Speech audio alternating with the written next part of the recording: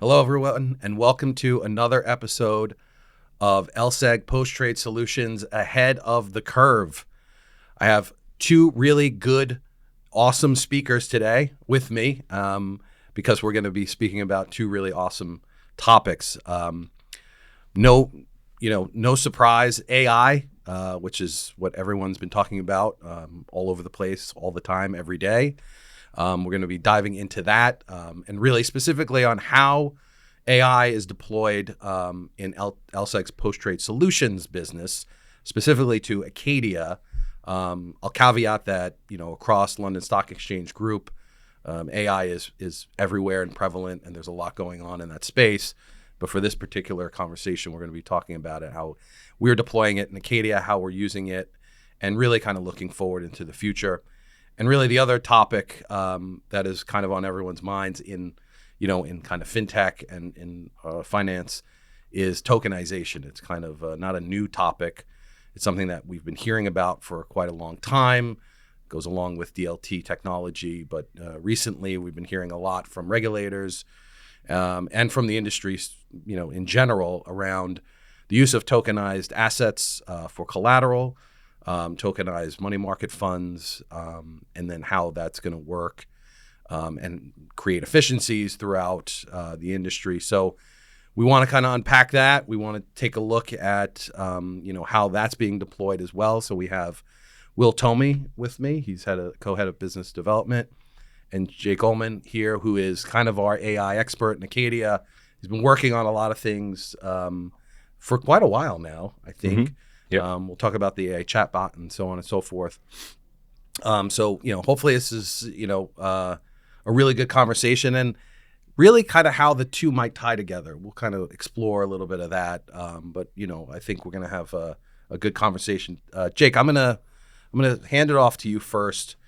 Can you just, before we kind of jump into like how the future is going to look, can you just tell us a little bit about how, Acadia has deployed AI, what you've worked on, and then we can kind of talk a little bit about, where it's going? Mm-hmm. Yeah. Yeah. All right. Thank you, John. Yeah. So we've chosen to tackle a few problems over the past kind of few months. We've been working on it for about a year and a half. Mm-hmm. And that's of document searching, kind of a very classic 2024, 2025 problem now of companies have a lot of files. They have a lot of documentation that clients want to see, and it's not always the easiest to search on it. Mm-hmm. So we've decided to kind of tackle that one first. And we've seen clients just kind of love it. It's just a way easier to interact with our system. So what we did is for our clients, instead of having to go through kind of an old documentation site, they can instead kind of interact it with a natural language. And so we've kind of a little technical bits that we do, from document ingestion to making sure that there's always a citation.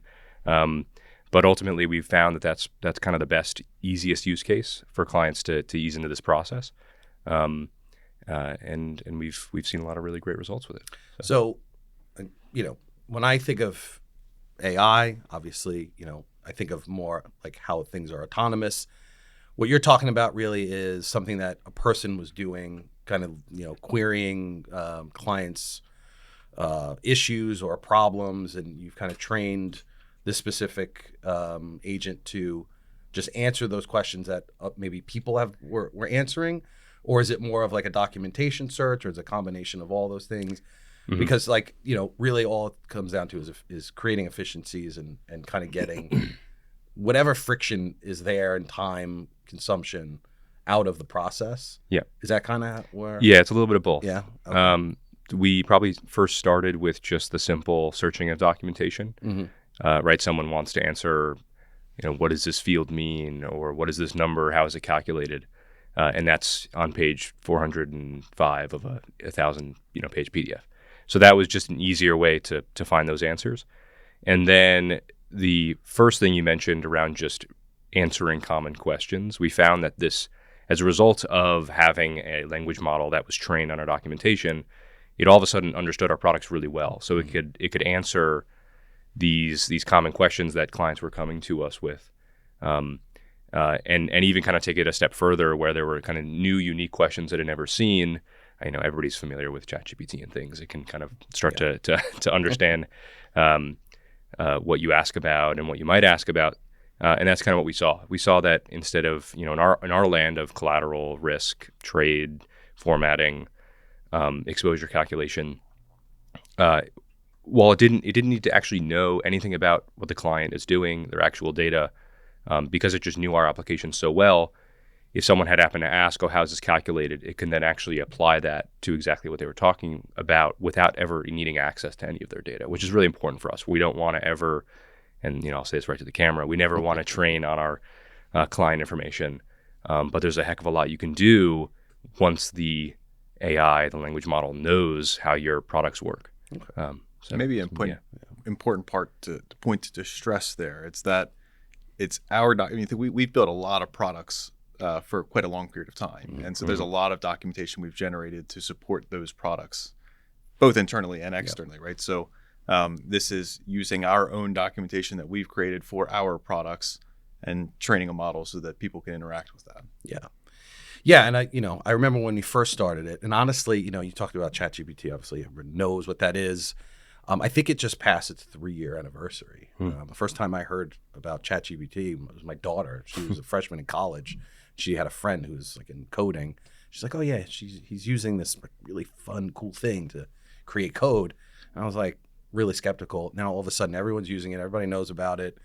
And it's become an agent for a lot of people. I think I just mentioned it to you before this podcast that like I'm using it as like a personal assistant already.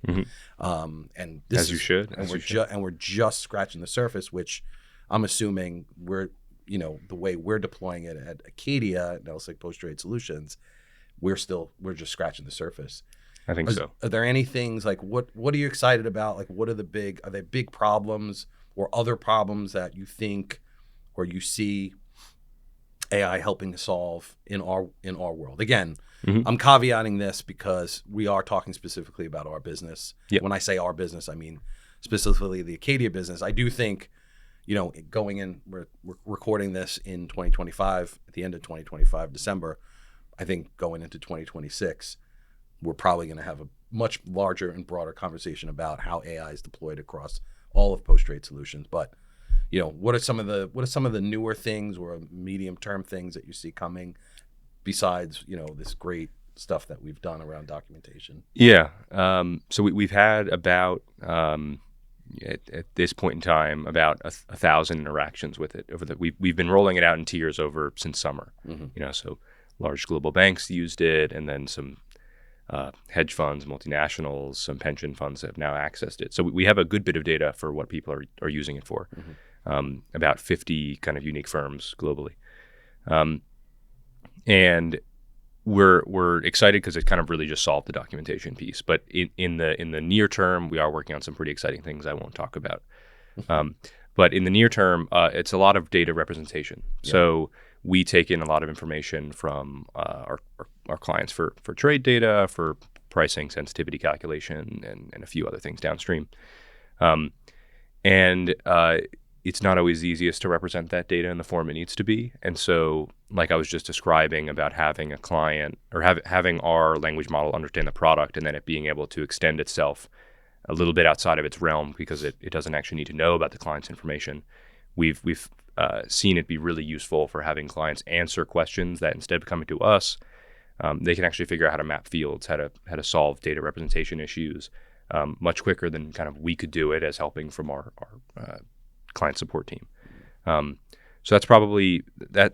It's a boring thing, but it's a really exciting thing because clients can integrate into our system a lot easier and solve downstream issues, exposure, collateral issues as a result of the key input issues that our system kind of points out. Yeah, I think you could argue that, like at its foundation, we take in data and send out data. Like we're kind of we need to do that nimbly because unfortunately there's not a standardization of data in every single realm, right? And certainly this helps take unstructured content, help structure that more into our data model. Equally on the output side of things, it doesn't take a rocket scientist to think about like there's better ways that we could use language models to kind of provide insights and summarize things in a more linguistic style representation of that content, and less of giving raw data to people and having them form their own opinions or find patterns and things of that nature. So Yeah. I mean, what strikes me in this whole space, right? Again, I'm not an expert. I'm an expert as far as I can Google things and use ChatGPT. But that's being an expert now. Well, that's arguable. But I guess what strikes me, and we'll have a little bit of fun with this, but the different words. It started out with like just AI, then general intelligence, AGI, and then you start hearing of LLMs, language models. The new word is agentic. As far as I'm concerned, that's new. I just started hearing that. So, what does that mean? I mean, I think, from what I can glean is that agentic AI is kind of like what I mentioned before, like your agent, right? It has memory, and it could really kind of dig in and be intuitive. Is that something that we're looking at down the road? Like, I think of like what we do as a business, some of our core businesses, margin manager, IMEM, resolving disputes. Is that I mean, without going into the special sauce, again, we're all like, everyone kind of does similar things in fintech. And I think a lot of our competitors and people that we partner with especially I've been seeing them going into the space. I'm assuming we are. But, what are some of those things that might be exciting that we can talk about? Yeah, you'd be correct. We are, I would say, beta testing a lot of that stuff internally. To answer your first question, agentic would basically imply it's kind of doing multiple steps. It's not just a single, you ask ChatGPT how to answer this thing or how to make a good pizza. It's then going to order the ingredients and going to do kind of multiple things, showing you the videos how to do it. So that multi-step process is something we're exploring with respect to things like exposure reconciliation, kind of definitely in those key applications you mentioned, because we want to empower users that usually are, they're given many different systems, many different things they want to access. Can we boil that down into an area that they don't need to look at 100 different screens? Can we give them all that information just in one, and then be a bit of a feedback loop? So kind of another term, not to throw another one at you, but reinforcement learning is kind of used in training language models. For me, anyway. I'm it's the process of reinforcing kind of what the language model knows. And so in that process, if you can boil it down, kind of just the summarization of issues on a given day, that's an easy thing. You dump it a bunch of data in a certain way, and then it's now given the client, hey, here's everything that's going on. Can you then get a little bit of a feedback loop for it to then start to take actions for that person? Can it then go and actually fix the thing for you? And that's what we're really exploring. Can it do repetitive tasks for you, start to learn, and then be proactive? And I think all of that. Is this the same as being autonomous? To some extent. Yeah, a little bit. We're not there yet. It's not anything It's like not set it and forget it. Yeah. I want to fast forward to that. Yeah. To that part. At some point. No, look, I understand. That's really exciting. I mean, on the margin manager side of things, I mean, any thoughts on maybe like, where are we heading? Is there a strategy? Is there something that we're excited about, or is it more of like a multi-step process here? I think it's kind of the data in, data out thing I mentioned before. If you write the history of what margin manager is, it more or less is a de facto messaging standard for people to communicate amongst different collateral systems, right? And so what that does require, however, is people to write effectively to our API structure commonly. Yeah. Now, we also take in data in a variety of different forms, right? It's not just always our API, it's fixed messages, it's file-based SFTP of files to us that we transform into our data model. So if you take all of that, and there's other avenues of getting just data into the messaging network, I think we want to be less structured over time and be able to support that. Or even if it's the scenario where we're writing transformations of their client's data model and representation of whatever it is versus how it needs to look within our service. We want that to be a much lighter touch human involvement process. I mean, in theory, you could make that more self-service for clients. And I think equally on the output of data, now that you're running that, and when we mentioned about disputes and stuff, there's only so much content we might have in certain cases, depending upon the workflow that we're referring to. But sometimes take the interest statements workflow. The interest statements workflow should be institutions submitting in kind of a daily interest accrual over the month based off of a balance and an interest rate, so on and so forth. The workflow, the value of the workflow, of course, to get people to immediately agree or not agree and then show where you might be off. You have a different reference rate on a particular day. You have a different balance on a particular day. It's not rocket science, right. but that requires someone to go look at it, right? And researching That's what right. rate I am, what That's rate right. they're using, That's right. do the math. And we can describe that back. I mean, I think instead of having a human have to figure that out, there's no reason why we can't describe that back. Now, in talking to some clients about these types of ideas, the interesting points raised, because the margin manager network is very much kind of the glue in the middle. Most institutions are, using their own collateral management system, whatever that is. It could be our collateral management system too, mind you, but they're using a collateral management system to connect into that gateway. Yeah. And that's what they live in. So if we produce outputs of data, then you still get back into what's the structure of that data so that it can be read into something else. And so I think that becomes a little bit challenging, presumably, but there's no reason why we can't use it to help pattern data, explain data, produce some rationale, some insights. But it's I don't know if anyone wants to log in to something else to see that. It's then it's how do we get that injected into something in the background? That's right. Yeah, I mean, I think that's the one thing that's exciting to me is, errors that are repetitive and known, things that people are doing, like humans are doing over and over again. And, I know there's a lot of, especially, on the other side, our clients are going into root cause analysis and trying to figure out why is my data this way and trying to fix it. If this AI technology or any type of AI technology can kind of speed that up at some point, which it seems like that's where we're headed, where it learns, it's intuitive, it could figure things out and just say, okay, this problem will not exist anymore. Right. And I think that's the right way to think of it. The margin call itself, we've been talking about spot, we've been talking about Snap. That's right. Snap, forever. Right. That's a huge problem. Still a problem. Yeah. Right. But the margin call itself is such an aggregated number, right? Yeah. And you think even for one institution to do their own calculation of a margin requirement, oftentimes they could have multiple trading or risk systems. All of those the risk calculations that have to be performed overnight. All of that's kind of getting fed into a collateral management system along with positions and instrument reference data and pricing on securities and understanding parts of the legal document. So all of that kind of is a choke point.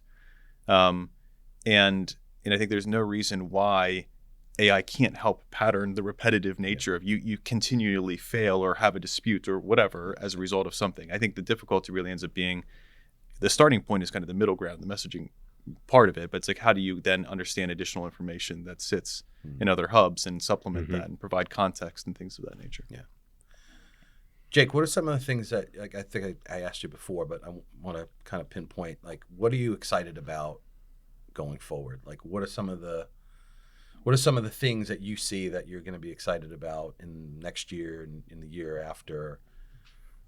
Using this technology, is there anything emerging that you see that's new?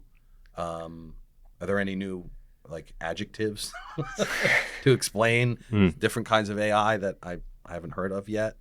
But is there anything that comes to mind? Yeah, I think there's probably two things. One is the squashing of repetitive tasks, at least in the initial margin space first. Yep. We are kind of the central point for a lot of really great information, and there's no reason we shouldn't be able to pinpoint at the lowest level because the margin call is high, but we have all the low level detail to know what should be the issue or what's the likely cause. And I think the other thing is around unifying and kind of sidestepping issues of the past of legacy technology, right? I mean, you were just talking about a margin call amount or even margin manager encompassing various different event types of substitutions, interest. And instead of having to, as from a developer point of view, instead of having to build all these different screens, unify them, yes, they might go to a collateral system, no, they might not come into our UI.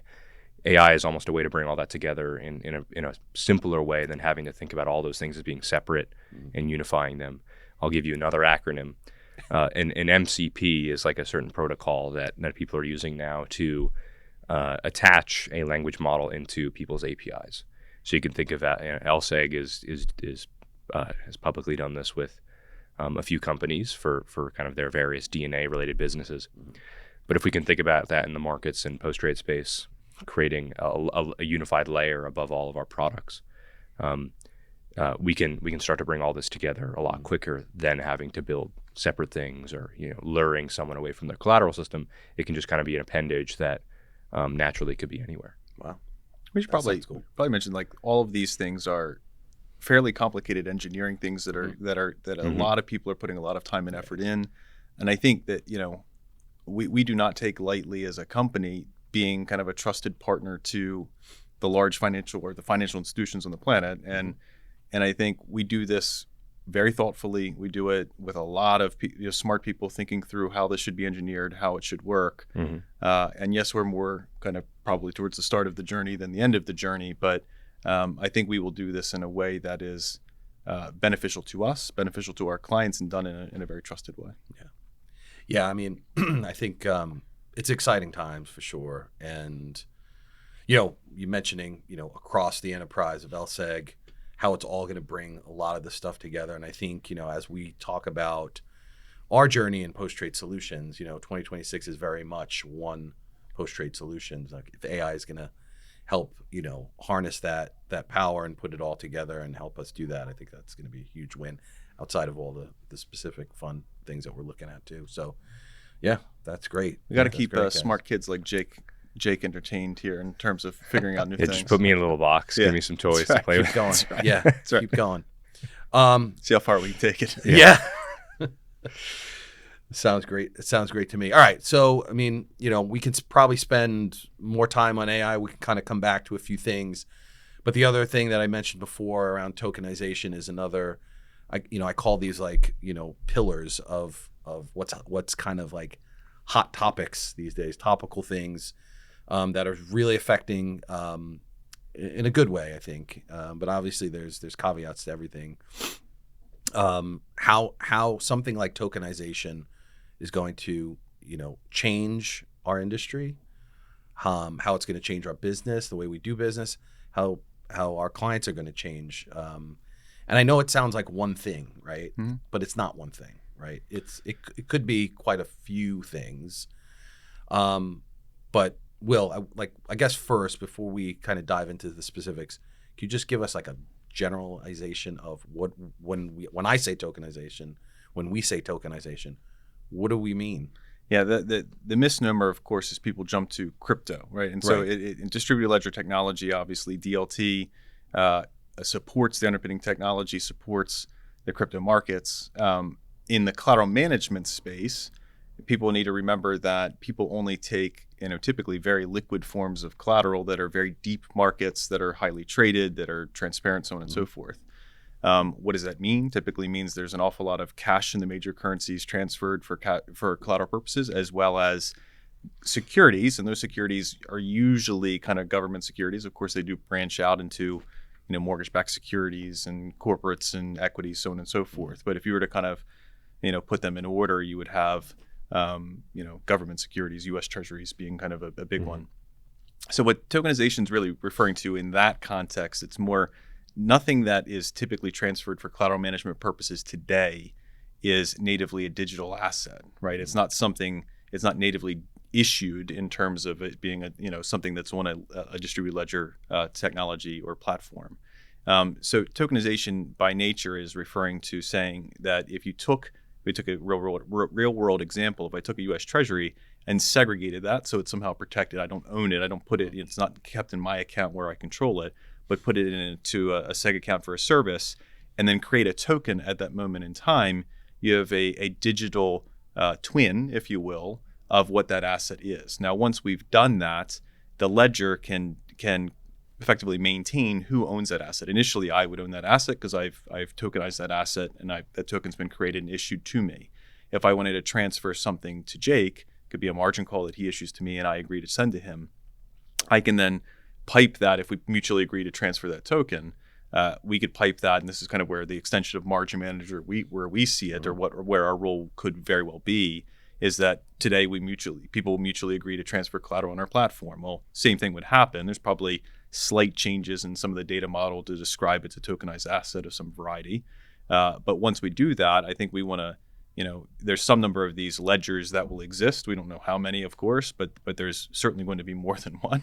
And we could get from mutual agreement, which we call a pledge accept in our workflow today, to transfer that as an instruction to change ownership, and that can instantaneously happen as a result of doing that. You read that back to the institutions, and so you get from margin call, mutual agreement to transfer something, and settlement immediately thereafter.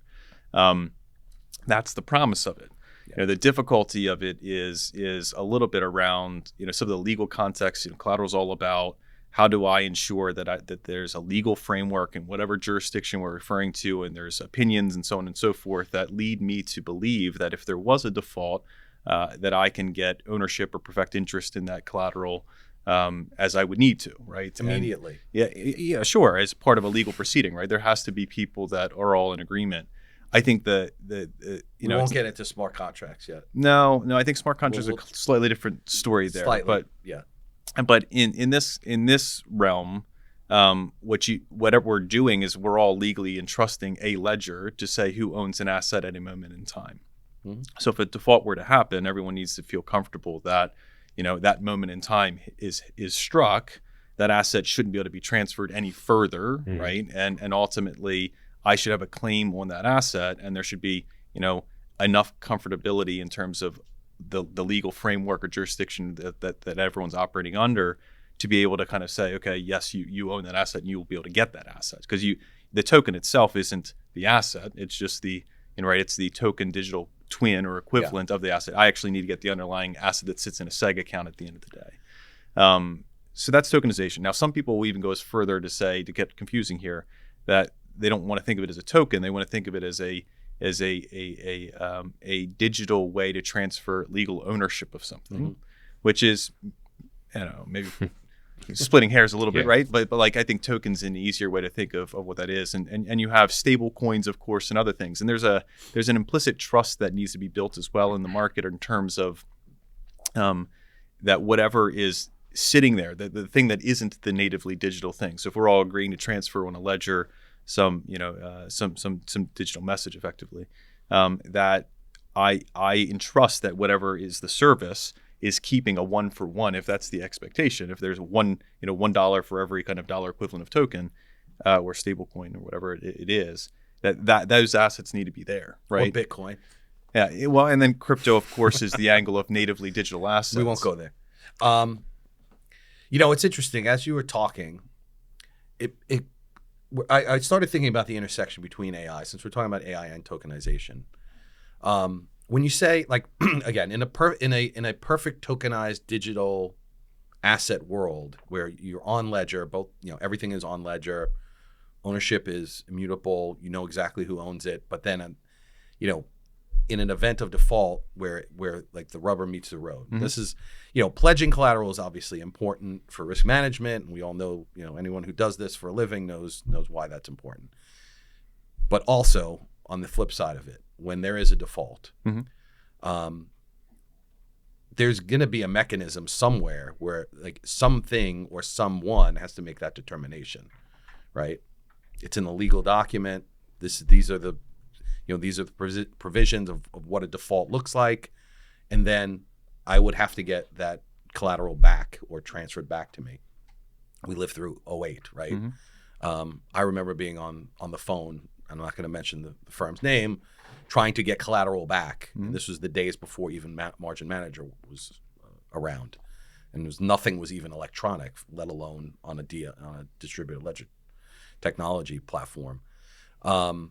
In a perfect world, I would think that, and again, maybe I'm throwing AI into this as well, that something or someone or some system is going to actually make that determination instantaneously and move it over. Now, maybe I'm getting science fiction, but it could be like a rules-based approach plus right. Maybe it's a rules-based approach. Plus. Well, if you go down the smart contract route, which I do think is a much more complicated scenario, because that to me that's the real value. It's like if I don't have to wait, and I know for sure, like you said, the word trust here is important. Yeah. I know exactly where my collateral is at every moment of the journey, whether it's substitutions, maybe that's a separate ledger. But when the rubber meets the road, when it really comes to, an issue where I need to be protected and I want my collateral back because you're in default, no offense, I'm in default, maybe I'm giving it to you. No.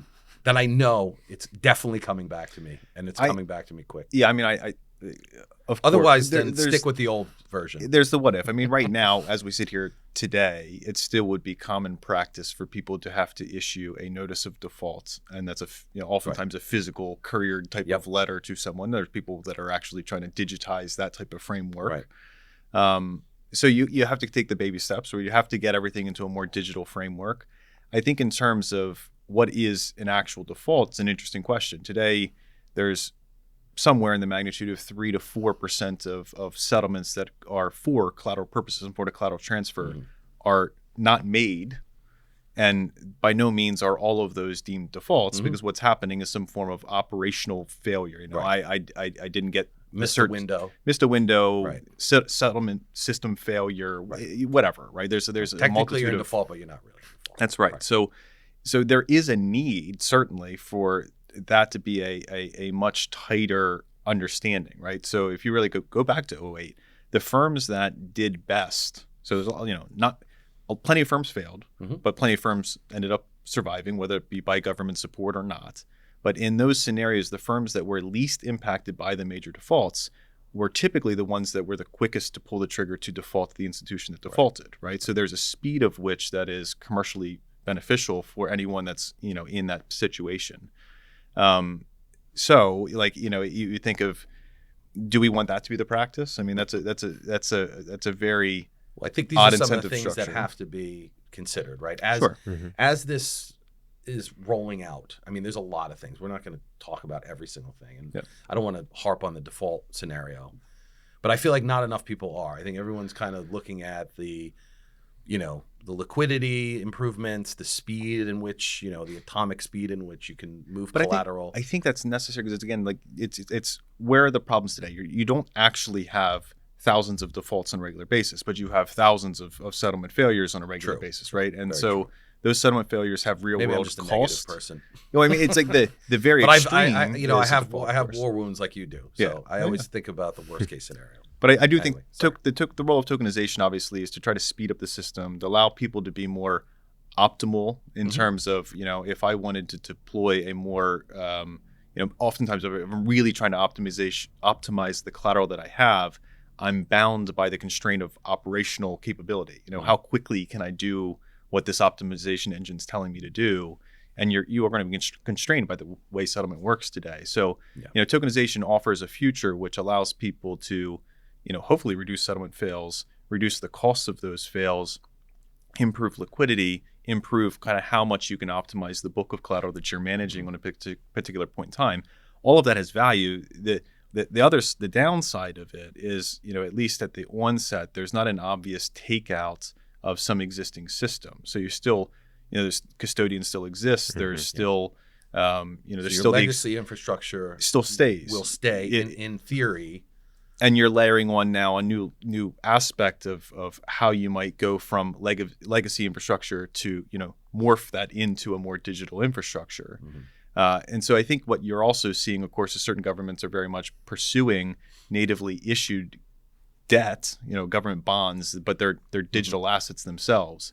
That's a slightly different paradigm shift, right? Because at that moment, you now need to build a more You commonly hear a central security depository, CSD, is the thing that kind of exists for a particular market. Now you need to build a digital securities deposit in some way, DSD, right? So you need something that's the equivalent of that, but it's operating in a more digital and DLT manner.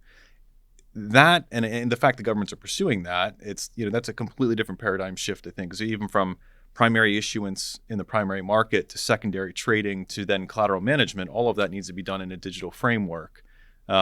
And so that's less tokenization, but it's still the same underpinning technology. So I think the smart people that are out here trying to solve these problems aren't thinking of it as today we have to settle in this way, and then you have tokenization that is slightly different, and then you might have digital assets that are something different. I think you can blend all of that together and think of it as a continuum of, we are, where we are today, and it's functional and it works. And then, there will things that will unlock, whether they be money market funds and tokenizing them initially, just by the nature of I have excess cash. I want to, sweep that into a money market fund. But once I do that, I can't really do much with it. I get a return on my cash, but I'm not able to deploy that and send it to Jake in terms of a margin requirement, even though it implicitly has value. If I tokenize it, of course, I could think about doing that in a much more nimble way. So, I think the industry is pursuing things as it always does. How do you take, some form of binding constraint, improve upon it, make it more efficient, squeeze a little bit more financial juice out of what we're doing? And I think tokenization certainly has a place in trying to solve some of those problems.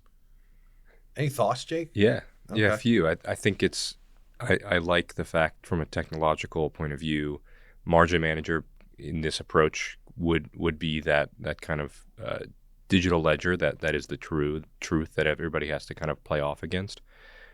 And the reason I like that is because early DLT technology did it in kind of a more distributed approach where you had different nodes in a network. Everybody had to agree on that. That's commonly how a lot of digital ledgers work, where chains cannot get added to the blockchain and all this stuff. But you run the risk if you distribute it. Let's say in our scenario, all three of us are trying to move a piece of collateral. All three of us would have to have our systems up and running for any of it to be approved. But if you have a operational failure in your bank's technology, fails today, now all of a sudden that piece of collateral cannot get moved, because all of us don't agree. So it doesn't really work. But when you have margin manager as the source, I really like that. It's like a trusted third party, and we're obviously a little biased, but it's up Just a little. all the time, and you don't have to worry about someone kind of lagging the system behind. I'd say another, you're right. The duration of a day is an interesting thing on its own, right? Like, we're a global business, and you see the split when you have kind of firms in Asia facing firms in the Americas, and right, the time zone problems and shifts that has. Folding into that equation is a bunch of exchanges on the planet for a variety of commercial reasons, wanting to extend the days of which you can execute and clear trading. So you can, we're entering this world where you can build up risk in a more global time period, but the settlement rails that exist for whatever particular type of currency still have a business day to them, right? So for U.S. Treasuries, you can't settle them really until after 3 p.m. or you have to be before 3 p.m. For U.S. dollar cash, before 6 p.m. Technically, probably even a little bit before then to fund correctly. So you have real cutoffs that exist, and I think if the world does stretch out the trading day in a more globalized way, which does by all accounts seem to be happening, the aspect of intraday margining has to start happening. And thankfully, Margin Manager is an event-based infrastructure, right? It's not batching anything, right? It's just firing off back and forth. Today, literally today, and not that there's a huge amount of use of this, but today firms can issue intraday margin requirements if they have the legal rights to do so and everything else. So you can kind of see the world happening where there will be a need to calculate risk much more dynamically, because the trading day is not going to be so boxed in as it is today. As a result of that, you'll be able to kind of you need to be able to have some settlement mechanism that isn't so constrained by the time periods that it is. Again, the digital networks might be able to solve those problems. And you can easily think of it. Well, of course, AI has a role, again, in terms of data in, data out, understanding what's happening. If I wanted to optimize, risk in terms of like, how can you get some insights in some tool that's giving you those insights, agentic solutions to be able to, pick more of those steps and unfold them. So I think like we have we sit in the middle again as like a mix of a trusted partner plus some products of which people use as more of a network solution. I think we just see this natural evolution. I think we're prepared for that, obviously, and is kind of where we're trying to go. Our jobs, effectively, all of us here on this table, it's like read the room, right? Read the industry in terms of where are we going, what do our clients need us to do, and then try to flex in that direction. And much of what we're talking about today is pontificating, but there is an element of we talk to clients about these things and try to get from them what are they thinking and how are they going to use this, and we see that obviously shifting how the industry works. Yeah, I mean, look, we're always client focused, and I know we're product led, but we're also always listening to our clients and making sure that we're responding to them. We probably talk about this forever. I know on the tokenization side of things, there is a from an industry side of things, like there's a lot of concerns, but there's a lot of positive responses, especially going back to the regulators. I just read ISDA's response to the CFTC. They point out regulatory guardrails, making sure that any of this new technology that comes out doesn't surpass that or stays within those guidelines. So there's so much more to unpack here. I like to ask this question, and I'm going to ask both of you, in terms of either one, whether it's AI, tokenization, those two topics that we're talking about today. If you had a crystal ball, what do you think you're going to see, or what would you hope to see in either tokenization, AI, or maybe the intersection between the two in the next year or two? Like, what do you want to see? What are you hoping to see?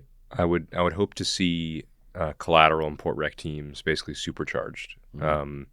Not that their teams need to get any smaller, but they're able to do more with kind of the existing people they have on that team.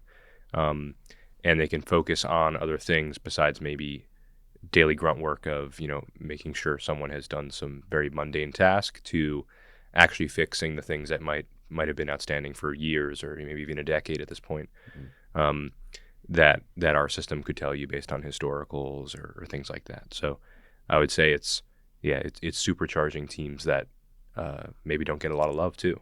Don't get a lot of new technology. Good. So.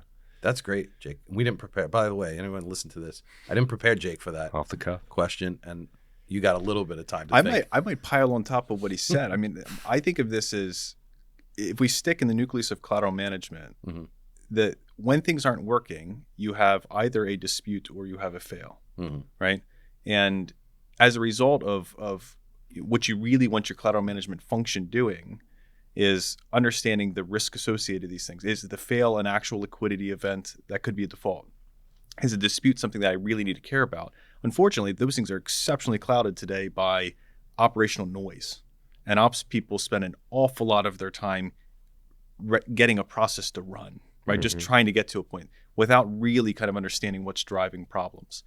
And so I think we do want the supercharging. You're right. Like I always kind of equate it to being, you want your ops people to look more like risk managers, right? And I think they can't today because they're having to focus on the operational stuff, just making something go from step 1 to step 2 to step 3 to step 4.